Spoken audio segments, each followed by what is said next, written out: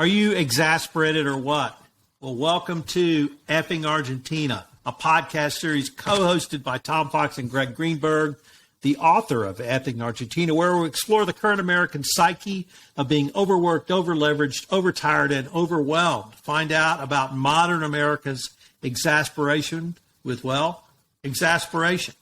This is the latest addition to the Compliance Podcast Network. And in Effing Argentina, this podcast, we unpack some of the current exasperations from American life, from debt to PTAs to new television shows. I'm your co-host, Tom Fox. And I'm Gregg Greenberg, the author of Effing Argentina. So this season on Effing Argentina, we're talking about exasperation. It's a tough word to say, too. So each day it's nearly impossible to complete a full day without lashing out at some object, animate or otherwise inanimate perhaps, that's causing us intense irritation. So in today's episode, we explore exasperation with a tale of frustration at an elementary school's parent night. And I'm sure you've been through that as well, Tom. So I went to my first, we called them parent-teacher nights in my little hometown in Texas. And I went to my first one. I had to make a presentation to one when I was in junior high school. And I sat there and I sat there and I sat there. And I think there were 8 people there, and it droned on and on and on. And they asked stupid questions, stupid questions, stupid questions. And I just thought, is it always like this? And I remember going home and asking my mother, is it always like this? And she goes, yeah, it's always like that. So I guess the first question I wanted to start with, it's clear the experience from a little town in central Texas in the 1970s is still going on today in 2021 in New York City. How autobiographical was this chapter, Greg? Well, I have 2 kids, and I've been going to a whole lot of back-to-school nights. So there's a little bit of me in there. But I'm married, whereas Weinberger, the name of the story is Weinberger's Back-to-School Night. He is recently divorced, and he really doesn't want to be there because this is his first time. He's never done one of these before.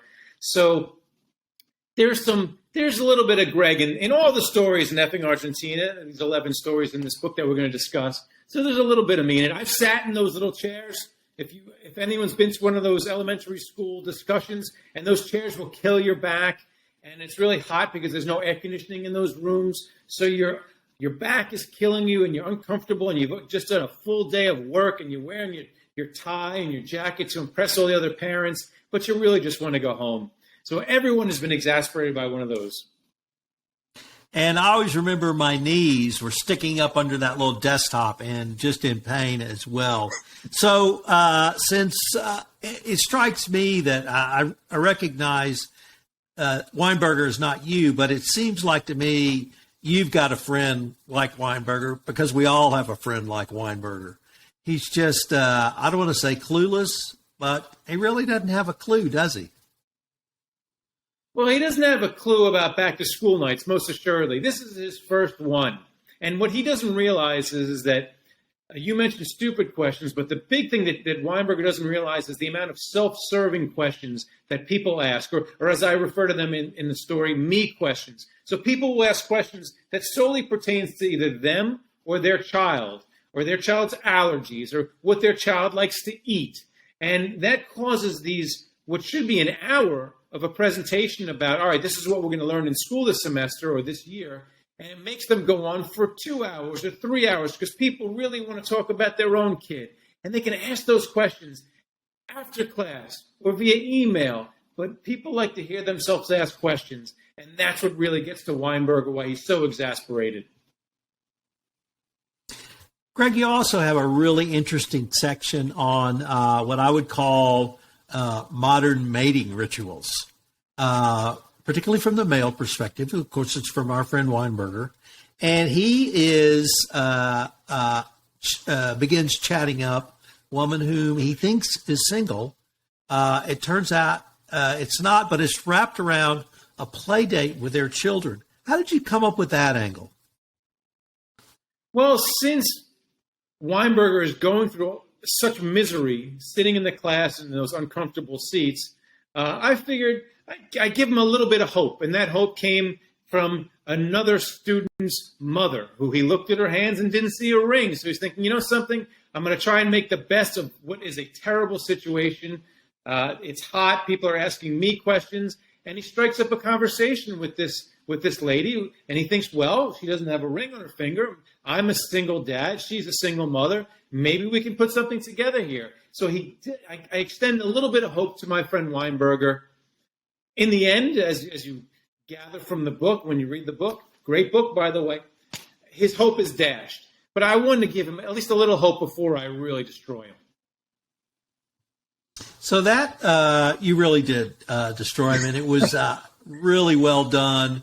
It was a very nice twist, but that's not the end of the story, because we've got a whole nother section to go on. But before we get to that sort of whole other section, you have, I thought, maybe 2 paragraphs, maybe 3, that succinctly distilled America's exasperation with cell phones.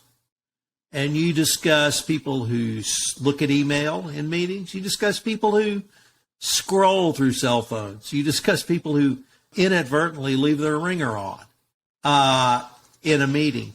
And so it seems like to me that you've been exasperated by a cell phone or two. And I was wondering if you could describe that. Oh, I think everyone by now has been party to a person who, when you're speaking to them, you're trying to make a point and they're too busy looking at their cell phone, or you're trying to have a serious conversation and they have their cell phone on the table and they're looking at their cell phone, or they're scrolling. So I think that we need, as Americans, need to come up with maybe a class in schools on cell phone etiquette, because it really has become an appendage, like our fingers. Our cell phones are now appendages.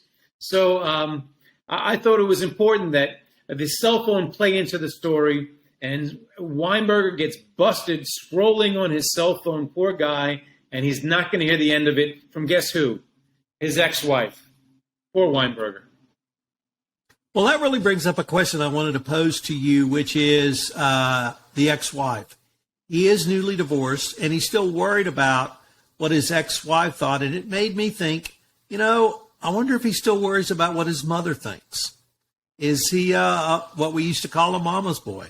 Because he's worried about what his ex-wife thinks. Why is he still thinking about the reaction of his ex-wife? Well, he does share an asset with his ex-wife, being the child. So he does have to listen to her and consult with her on a lot of decisions still. So I suppose as the child gets older and the child can make their own decisions about what they want to do and what sports they want to play and what classes they want to take and which friends they want to consort with, he won't have to check in with his ex-wife as much. But he's still living in what is a fairly insular society or an insular community on the Upper East Side of Manhattan. So he's going to hear it, and he's going to either hear it from his old friends who his wife is currently speaking with. So in some way or some shape or another, it's going to come back to hit him in the ass, poor guy. So I'm going to get to each week we're going to have a quote from the story. But before I get to that quote, you actually managed to bring in some physical comedy. And I know you're a playwright, and so I don't know if you incorporate that into your stories, but I don't want to say I've done exactly what he's done, but I probably have. And so how did you think up the story of where he tries to get out of the chair and the challenges we've all had about getting out of a student desk and literally knocking everything over? Well, my kids aren't that far from the age where my younger son is 12, so I can pretty much remember going to those back-to-school nights and sitting in those chairs at those little desks, and what's on top of them, the cotton balls and the magic markers and the glue and the scissors that don't cut anything.